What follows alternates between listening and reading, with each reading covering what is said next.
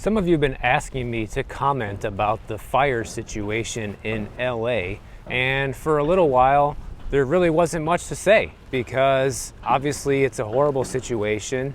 You're seeing the worst fire outbreak in LA history happen right before our eyes, and there's not much I could really say about it to add any significant value here on the channel, I think, until now. Because I knew at some point, and it didn't take long, that there would be a real estate story out of this, and of course we have one now. As we're well aware, a lot of the neighborhoods that have been burning down in LA are very rich, very expensive areas where you have to be a multimillionaire to live there. A lot of them have been celebrity homes, kind of like the houses that I'm walking past right here.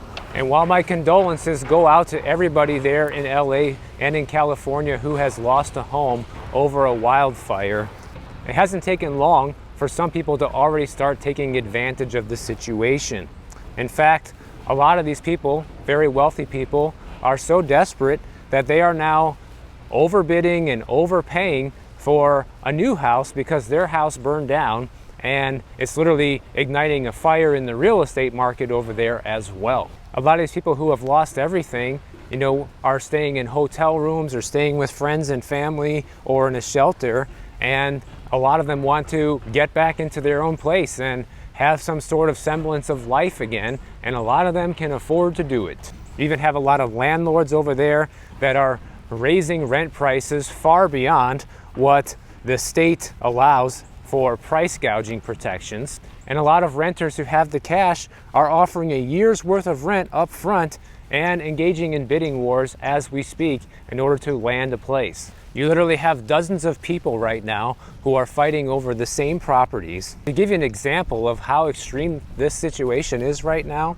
on Friday this past week, there was a home that just got listed in Brentwood, and 1 hour after the house was listed, it already had 10,000 views on Redfin.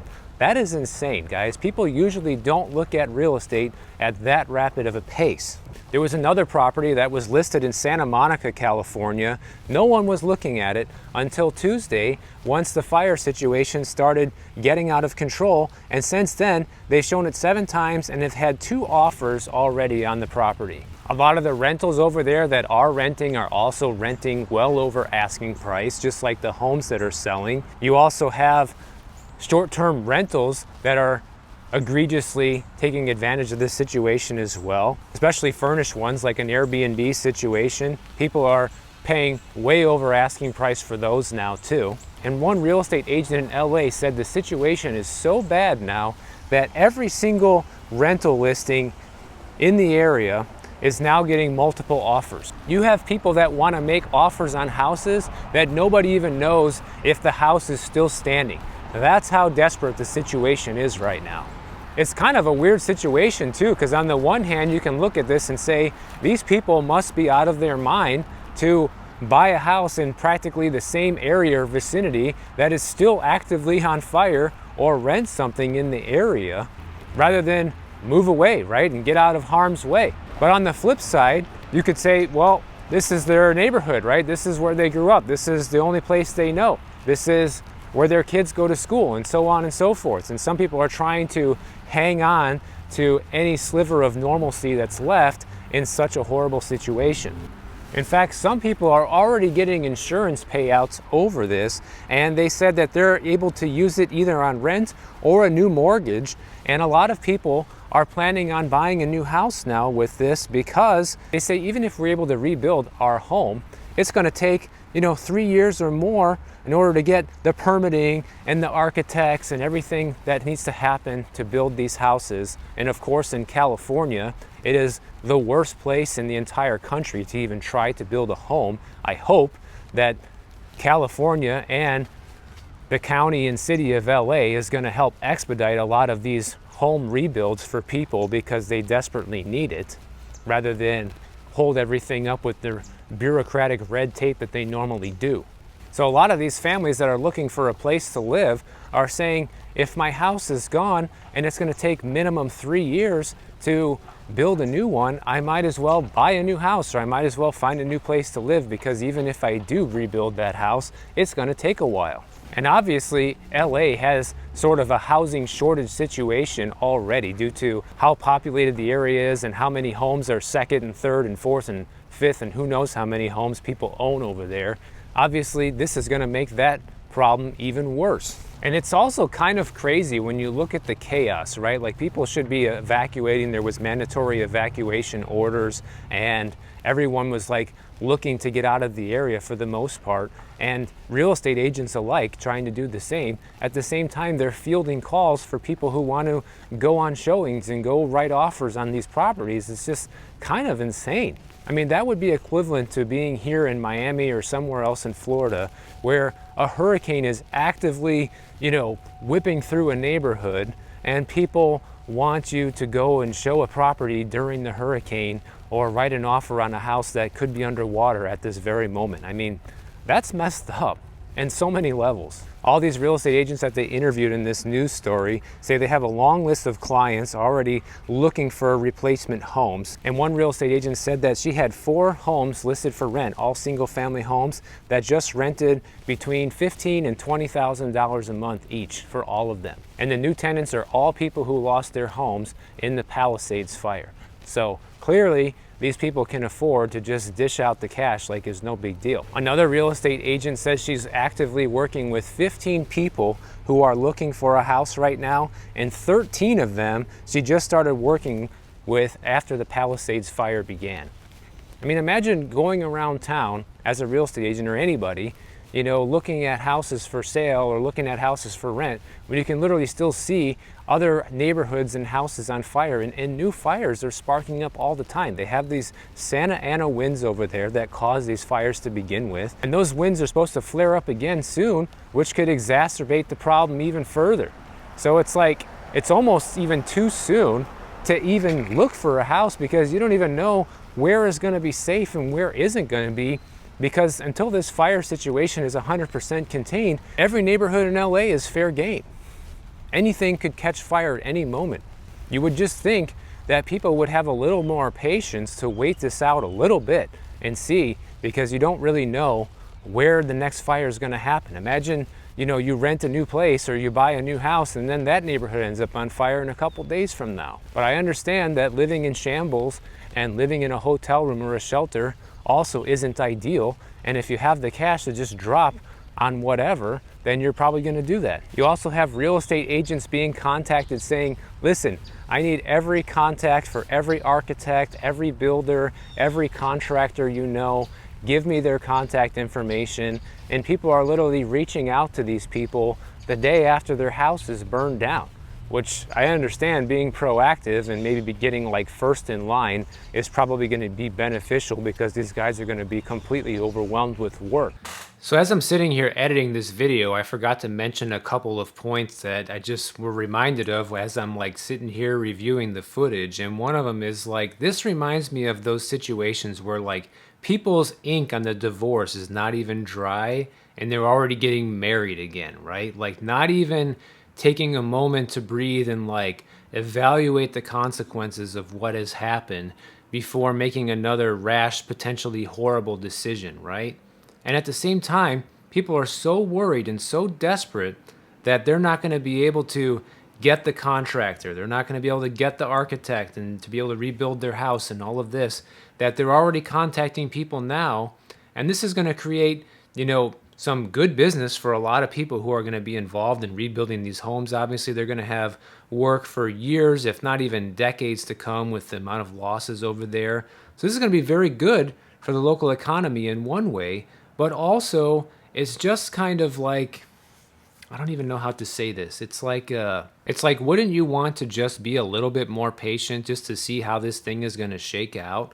I mean, if we were in the eye of the hurricane here, I wouldn't want to be putting a contract on a house that the hurricane just went over. You know what I mean? Like, and you don't even know what the aftermath or what the damage is going to be later on, like that kind of thing. Like, I just feel like people are thinking with their wallet and not their heads in this situation. People can do whatever they want. Of course, it's their money, whatever, and all these real estate agents, I'm sure, are happy to take their calls and sell these people a house, right? But that's not really the point. The point is that Some people are just so rich that they're not even thinking clearly. They're just like, oh, I got to get this, I got to get this, I got to get this, without even thinking about, what comes next. What are going to happen to property values in the area? What's going to happen with the new rebuilding laws? Are there going to be changes to the code? Our house is going to have to be fireproof from now on. Like, there could be so many things coming down the line that people just aren't even aware of yet, and everyone's already jumping like 10 steps ahead, I guess is my point. When it comes to the rentals, the state of California put in the state price gouging rules as of January 7th. And under those rules, landlords are supposedly not able to charge more than 10% of what the asking rent was before the emergency, but they're saying that most rentals now are at least 20% higher than they were before the fires, and that's just kind of common now. Who's going to say anything? Who's going to complain? Especially all these people that just have the money to throw away. They're going to be just paying the price. They don't care. They just want a place to live. And according to the state law, that the landlords are supposedly bound to this 10% rent cap, even if there's a bidding war on the property. To give you an example here of what people are doing, there was a house that was listed for rent for $9,000 a month on January 3rd. And then a few days later, the price was jacked up to $11,500, which is a 28% increase, which is in clear violation of the law. The news even contacted the real estate agent that raised the price, and she said, look, I didn't know anything about this law, and the owner just instructed me to raise the price. Well, as a real estate agent, you should know this kind of thing. If you are in the business of transacting and buying and selling and renting homes, these are things that you need to know, which just goes to show you that most real estate agents don't know jack. And some people are even trying to get away with adding up to 50% of an increase to the rent and trying to take advantage of the situation. And supposedly authorities are going to be going after people who are doing this in an aggressive way. But how are they going to keep track of all of this, and how are they going to do it? I don't know. California is not exactly famous for enforcing the law, so we'll see if they're really going to do anything about it. Now, I'm sure a lot of people feel a lot of sympathy for this situation, and rightfully so. It's sad for anybody to lose their home, regardless of how rich they are or their status in life. But I'm sure a lot of people are also taking another look at this on the other side, saying, wait a minute, it's not that sad because these people are so rich, they're able to just move into a new place tomorrow like nothing even happened. That's not the case for most people who go through a devastating event like this. Yes, are those people fortunate enough to do that? Of course they are. We need to all recognize that that's not normal. When we see, for example, people get slammed with a hurricane here in Florida and they lose their home, a lot of people are displaced, for months or years, if not forever. Some people become homeless over this situation. So it's not exactly normal either for there to be a big disaster, a big event like this where a lot of people lose homes, and then tomorrow they're all moving into the rental next door. But at the same time, I'm happy for those people, and I hope that they recognize how lucky they are in life that they can just go ahead and do that and not even have to give it a second thought. That's a great position to be in, and obviously a lot of those people, they earn that money fair and square, whether it's you're a celebrity or you're a producer, somebody who made the right moves in life, and that shouldn't be looked down upon either, right? If you made your living fair and square and you have money and you did the right thing and saved it and puts you in a position where you're able to do things like that in life, other people shouldn't look down on that either. Now, I actually saw an interesting story that said, now that we've seen this devastation in California, could something like this happen in Florida? And my first reaction when I read that was like, no way. I know we get wildfires here in the state, but nothing like what we're seeing right now in California. But it turns out that almost 30 years ago, there was a pretty bad wildfire event right here in Florida in the northeastern part of the state. This happened back in 1998.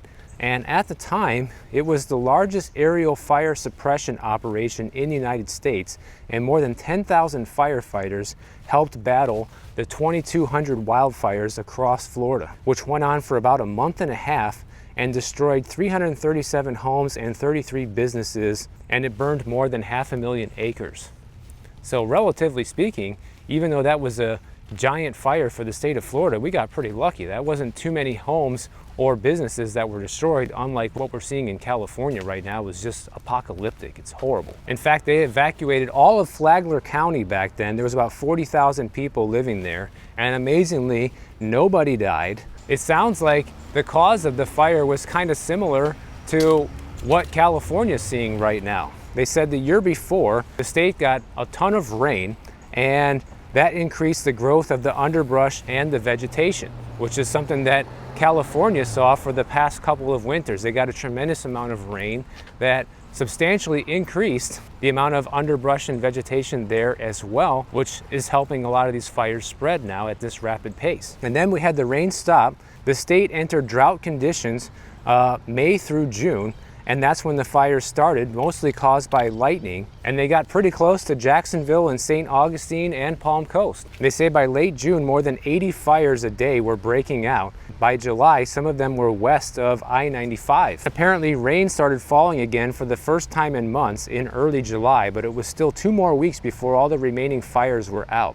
And since then, the state has developed one of the most extensive and active prescribed burning programs in the country to help reduce the hazardous underbrush, which is something that California has been repeatedly accused of not doing enough of. Now, one thing that people should already start thinking about too is what all these wildfires are going to mean for future home insurance rates.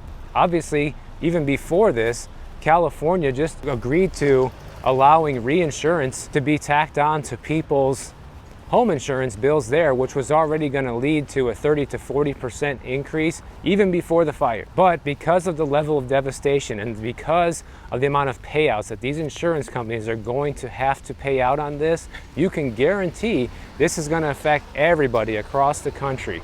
Just like when there's major losses here in Florida because of a hurricane, these losses end up getting subsidized by people all over the place, not just people who live in disaster-prone areas. And they actually say that a lot of people who end up bearing the brunt of the cost live in states where insurance companies face looser rules about what they can charge. States like Vermont and Virginia in particular have pretty loose regulations surrounding insurance, and a lot of people in those states can see their rates climb tremendously because of an event like this that happened in California. They say between 2009 and 2019, natural disasters led to an annual premium increase in the following 2 years that were on average 3 to 6.5 percentage points higher in states with looser regulations than in ones with similar levels of risk but tighter regulation. And here's a key point that I read in this story that I think is interesting.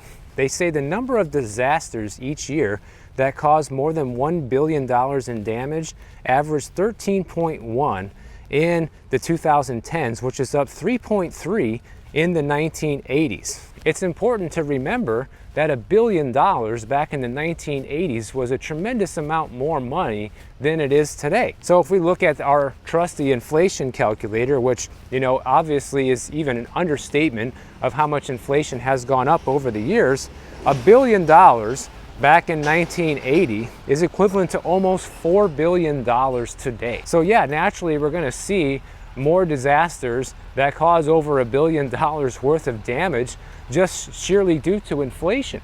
This is something that's never discussed when they talk about stuff like this. The first thing they do is they say, oh look, this is how bad climate change is. These disasters are causing billions and billions of dollars and more in damage than they ever did before. Well, that's because everything costs billions and billions of dollars more than it did before due to our lovely government and the Fed that have colluded to cause inflation to go to the moon since then. So don't always believe all of these things that you hear. Like, the first thing that they always want to do is they always want to blame it on climate change, right? But nobody wants to blame it on the government and blame it on the fact that, money is 4 times more useless today than it was back in 1980 in terms of purchasing power. Even when I went over the wage data in my video the other day, guys, if anybody saw that, if you made $68,000 a year back in 1989, that'd be equivalent to making $164,000 a year today.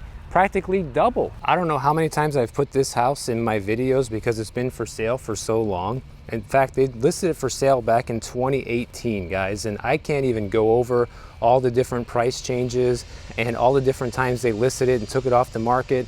But I will certainly scroll it through the screen here so you guys can see. Imagine that. It is 2025 now. They've been trying to sell this house for 7 years, okay? This is probably one of the most extreme examples I've ever seen. And of course, they just keep raising the price for the most part until the recent price cuts still isn't enough to come in line with reality, which is why after 7 years, this house is still for sale. So you guys think that home insurance is expensive and is bad right now? Just wait, guys. Just wait until all of the math is done. After all of the devastation is calculated on the level of losses. You know, there's already estimates that it's, 50 billion or higher. It's probably well over into the hundreds of billions already right now. When you just look at how much these houses cost, what's the average home price of these houses that have been burning down? $10 million, $15 million, $7 million.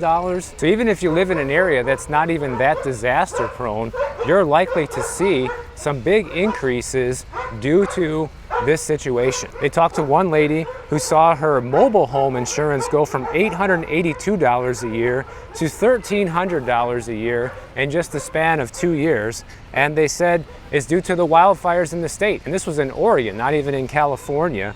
And this woman lives in the city. And what California is probably going to be facing is a situation similar to Florida now, where the insurance premiums are going to be the highest in the nation, as well as some areas of California becoming completely uninsurable, meaning that no insurance company will touch these properties.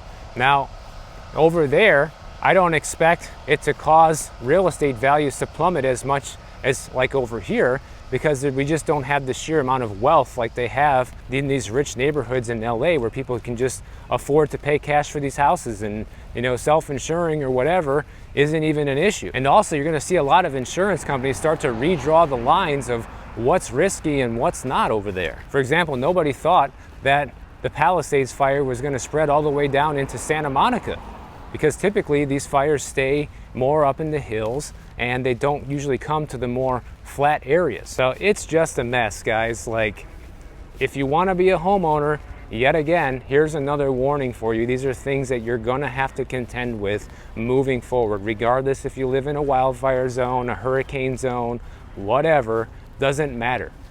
Your rates are going to go up from this, and it's yet another thing that people should be keeping a close eye on and keeping in mind if you want to become a homeowner in the future, or if you're a current homeowner who's already struggling to afford to keep their head above water. It might be time to start thinking about selling and downgrading to a cheaper property, a cheaper area, or maybe looking at renting once again. I know that's not what a lot of people want to hear, but if you can't afford to keep your house, what are your alternatives? You really don't have any.